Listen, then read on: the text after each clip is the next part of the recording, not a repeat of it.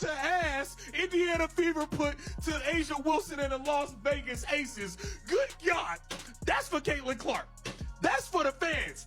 That's for voting Caitlin Clark ninth as the ninth best guard in the league. That's for the fans again. That's for thinking you was going to come to Indiana and win today.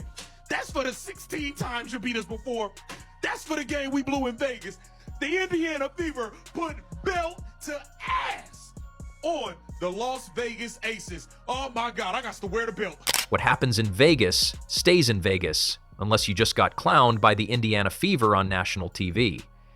Asia Wilson and Chelsea Gray went from confident queens to confused contestants on Wipeout, and the internet is losing its mind. Did they underestimate Indiana Fever? Did someone spike their Gatorade? Or did the Fever just hand-deliver a slice of humble pie? Buckle up, because this meltdown is messier than a slot machine jackpot sprayed across a buffet. To tell you, the Indiana Fever just put belt to ass, bruh, to the Las Vegas Aces, dog. Smash that like button for your boy, man. It is up and it's stuck, dog. I just got to keep it real, dog. What the Indiana Fever displayed today was simply amazing, bruh. I just got to be honest on so many levels. Excellent display of basketball. Guys, just lights out, bro. Lights out. Another big-time win without Caitlin Clark, and I'm just lost for words, bro. If you're enjoying, please subscribe to the channel. It helps more than you think. Asia Wilson might want to schedule a team-wide exorcism after that disaster, because whatever haunted the Las Vegas Aces during that game needs to be identified, named, and permanently banished. We're talking about the team that once struck fear into the hearts of opponents, now tripping over their shoelaces and handing out turnovers like free drink vouchers on the strip. They didn't just lose, they performed a masterclass in how to collapse in real time. For more perspective, we bring in WNBA analyst Carolyn Peck. And Carolyn, you were at that game just now. Look, the Fever have been on a tear. They've won 2 in a row, a 25-point blowout of the Lynx in the Commissioner's Cup final, and then 27 against the Aces in this one. In both of those games without Caitlin Clark. How is Indiana getting this done right now? Look, I think that Indiana is even more dangerous when Caitlin Clark doesn't play because she's a ball-dominant guard. The ball's in her hands a lot, so you know what you need to try to take away.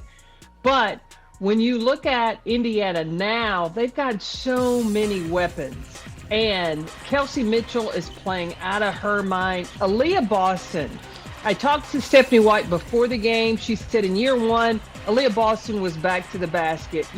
This wasn't a bad day at the office. This was the entire office catching fire while someone accidentally sent the group chat screenshots to the boss.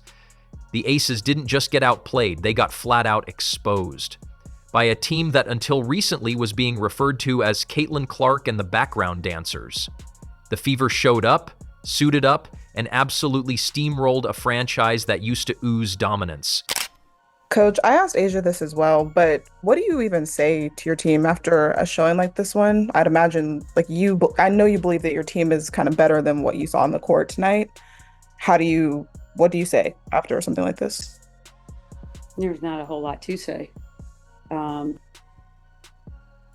That's a complete lack of professionalism to come in here with that effort. Complete lack of focus. They played harder yesterday in practice by a lot. Wasn't even close. So I don't know how you step onto the floor with 20,000 people in the stands and perform like that. And the kicker? Caitlin Clark was chilling on the sidelines like a proud mom watching her kids beat up the neighborhood bullies for once. Asia Wilson, Chelsea Gray, Kelsey Plum all looked like they were running in cement. Not a single spark of that trademark Aces fire. The defense? Missing. The offense? Like watching someone try to start a fire with wet matches. Their rhythm was so off, they could have been conducting a symphony in reverse. No flow, no bite, just a loop of clanged jumpers and wide-eyed stares. Honestly, the only thing consistent was the confusion on their faces. What a game! The Indiana Fever was flat out dominant today. Dominant from start to finish. From start to finish, it was dominance. Beat down.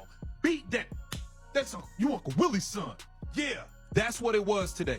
The Indiana Fever blow out the Las Vegas Aces by nearly 30 points. They win by a final score of 81-54. That is how you stand on business. And that scoreboard? Yikes.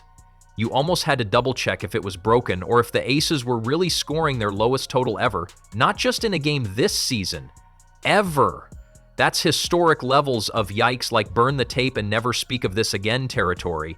If this was a movie, it would be a straight-to-DVD horror flick called The Disappearance of the Las Vegas Offense. Asia, who once looked like a walking bucket with a dash of domination, now looked like someone who just realized she left the oven on at home.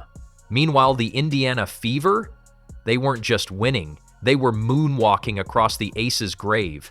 It was like watching the younger sibling finally beat the older one at basketball after years of getting dunked on. The Fever played with a kind of confidence that screamed, "We are no longer here for your highlight reels, we're making our own." And they didn't need Caitlin to do it. Nope. She sat there all cool and calm, sipping metaphorical tea while the rest of the squad dismantled the so-called dynasty in real time. Kelsey Mitchell and Aaliyah Boston led the scoring, 25 and 20 points respectively. Natasha Howard followed up her Commissioner's Cup MVP performance by scoring 11 and grabbing 10 boards for another double-double.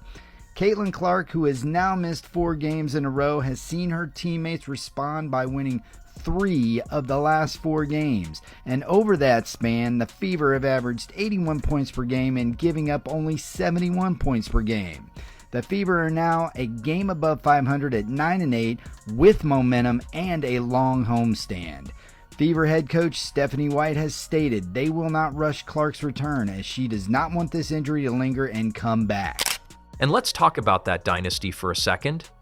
The Aces came into the season with all the glitz, all the glamour, and all the arrogance of a team that believed their only real opponent was boredom. Now, they're sitting below the Indiana Fever in the standings. You read that right. The Fever, the rebuilding, rookie-led, maybe next year team, is ahead of the Las Vegas Aces. That's not a plot twist. That's a Shakespearean tragedy wrapped in a blooper reel. This is a team that was supposed to be chasing a three-peat. Instead, they're chasing answers. Like, what happened to that defensive juggernaut identity? Where did the transition buckets go? Why does every possession feel like they're trying to solve a Rubik's Cube blindfolded?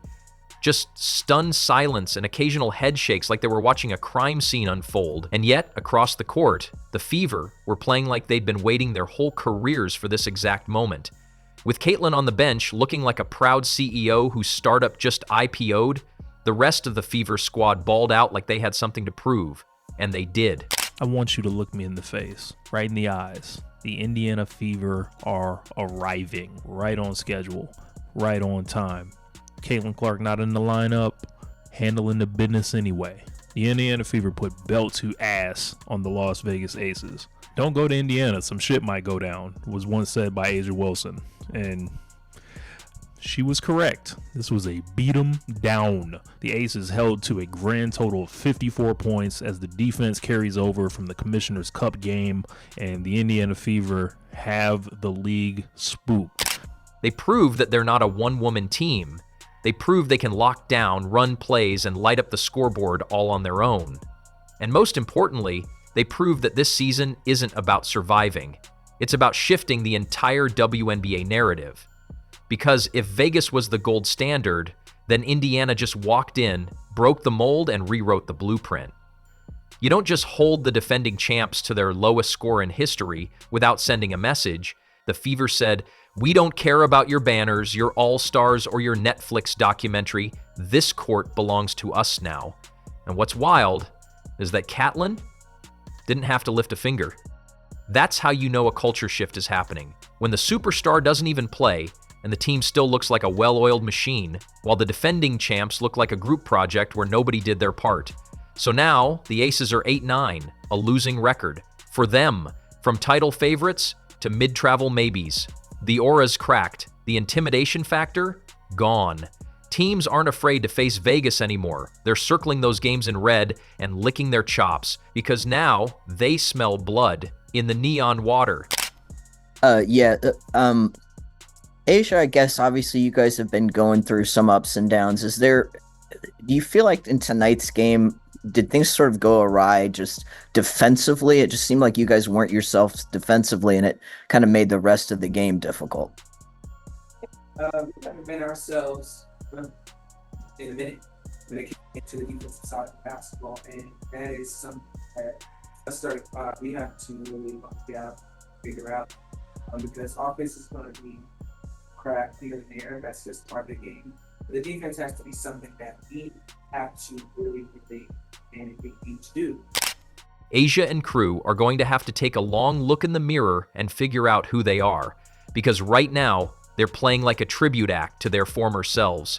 The swagger has turned to sloppiness, the dominance has turned to doubt, and the questions are stacking up faster than their turnovers. Are they tired? Distracted? Overconfident? Is this just a rough patch or a full-blown implosion in slow motion?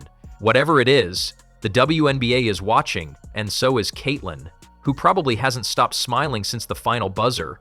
It's a whole new league now. The Fever are rising, the Aces are scrambling, and the basketball world just collectively realized that maybe, just maybe, Vegas isn't the safe bet anymore. And here's the part that really stings. Asia Wilson actually played a good game. She didn't disappear. She didn't freeze. She wasn't the problem. But unfortunately for her, the rest of the Aces were out there hosting a group therapy session mid-game instead of playing professional basketball. She showed up, ready to work, dropping buckets and putting in effort like it still mattered. But trying to carry this version of the Aces is like trying to win a drag race with a flat tire and 3 teammates yelling contradictory GPS directions. There was no support, no rhythm, no trust, just Asia versus 5 and sometimes even her own bench. Guys, when did Indiana Fever turn into the best defensive team in the NBA? When? I mean, after that celebration from the Commissioner's Cup, we all thought they were going to come out here a little bit hangover. I mean, their defensive prowess has gone up 100%. In the first half, we have Aces down 22 points. We have only beaten Las Vegas Aces one time in 9 years. For those who do not know that statistic, we've only beaten them once in 9 years. She'd look around for help, for someone to step up, for literally anyone to remember what a fence is supposed to look like. Crickets! Chelsea Gray looked like she accidentally walked into the wrong arena. Kelsey Plum was doing cardio. Jackie Young might as well have been on a silent retreat. It wasn't just about shots not falling. It was the eerie emptiness of team chemistry evaporating before our very eyes. No huddles, no hustle, no heart. This isn't the Aces we were sold. This isn't the back-to-back champs who were once the blueprint for modern WNBA dominance. This is a team in full-blown identity crisis, spiraling through confusion while their leader, Asia, plays solo piano in a band that's completely ghosted the concert.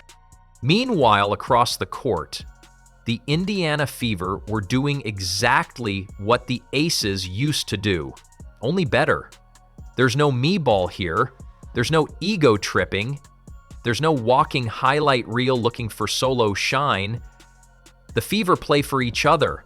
They move the ball like they trust one another. They defend like they're protecting family.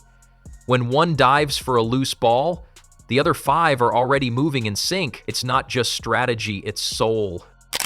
So today, lads, we're going to be talking about Becky Hammon, who seems to be losing her damn mind. So, we saw today the Fever absolutely demolished the Aces. An Aces team that is below 500. And still, to this day, we have yet to see. We have yet to see whether or not the Indiana Fever we've yet to see whether or not they can beat a team above 500. They have not beaten a team above 500, a game that counted without Caitlin Clark. And the best part, they're not a one-woman team, not even close. Sure, Caitlin Clark might be the face, but this squad has layers, the kind of layers that win games when the cameras aren't looking. Kelsey Mitchell, Aaliyah Boston, Nalissa Smith, these women aren't just role players, they're silencers. They shut down narratives, then light up the scoreboard. No egos, just execution. So when the Aces looked up and realized they were getting cooked again by the Fever, the disbelief was thick enough to cut with a knife. How could this be happening? They were supposed to be the elite, the vets, the team that teaches lessons, not the ones getting schooled. But Indiana didn't care. Indiana didn't flinch. They just played ball. Beautiful, collective, unselfish, smart, joyful, deadly ball. And that's the true headline here. The Fever are not done proving people wrong. If you blink, they'll beat you. If you underestimate them, they'll embarrass you. And if you still think it's just about Caitlin, you clearly haven't been paying attention. They are here as a unit. They win together. They defend together. They storm the court together. And judging by the way the Aces were scrambling, this team might be building something real, something terrifying for the rest of the league. The Indiana Fever have won. They won by a gazillion points, 81-54, over the feared Las Vegas Aces. By the way, Becky Hammon, she may literally smother Nalissa Smith in her sleep with a pillow if she can get to her after this game. Nalissa Smith set basketball back 1,400 years tonight. I mean, seriously. Back to 1776. I mean, wow. Wow, it was bad. It was bad, but it was a great overall performance. What have I been saying, folks? When you've got a big three, you've got to have a big game from two of the three. What's wild is how hard it still is for some people to accept that the Fever are legit. That every time they win, it's shocking. Every win is treated like a glitch in the Matrix. But guess what? That glitch is the new reality. This team isn't squeaking by. They're earning it. Game after game, statement after statement. And now, they've got a better record than the mighty Las Vegas Aces. Let that sink in. And yet, every time Indiana proves the doubters wrong, another batch pops up with new excuses. Oh, the Aces were off. Oh, the refs were bad. Oh, Caitlin got lucky. Please. At some point, folks need to realize it's not luck. It's not a fluke. It's a system, a movement, a total shift in how winning basketball is being played. These Fever wins aren't coming from chaos. They're coming from cohesion. And the Aces, by contrast, look like 5 solo acts who accidentally got booked at the same time and forgot to rehearse. Asia Wilson's talent is not in question. She's still that woman, but even she can't drag this team to victory if the rest of the crew is playing musical chairs with the concept of effort. Because when the Fever punched them in the mouth, there was no response. When they got stopped at the rim, again, there was no adjustment. When they fell behind, there was no fire, just resignation. A heavy, tired resignation. But Becky Hammon is finna pull the same thing. Oh my God, the referees just let the Fever do whatever. Aaliyah Boss, Natasha Howard, they're playing too physical. They're getting too physical. When the Indiana Fever used to be the team that everybody beat up on, but now, since they done kind of got a little aggressive and returned the favor, now y'all want to bitch about them actually doing what y'all do to them. What they, God, this is so funny, bro. That's the difference. The Fever are hungry, starving even. They look like a team that's been forced to eat criticism for breakfast and now wants to return the favor to the entire league. And the Aces? They look full of press clippings, full of past trophies, full of we'll figure it out. But this league doesn't wait. This league moves fast. And if you're not locked in every night, someone like the Indiana Fever will slide right past you and take your seat at the top. So the story goes on. Another win for Indiana, another lesson served, another moment where everyone expected them to crumble and they responded with unity, focus, and that little extra something that can't be taught. Call it chemistry, call it grit, call it team basketball done right. Whatever it is, it's working. And now, the Fever are climbing while the Aces are, well, trying to remember what winning even feels like. The script has flipped, the mighty have stumbled, and the team no one believed in, they're out here rewriting the ending, one shock win at a time.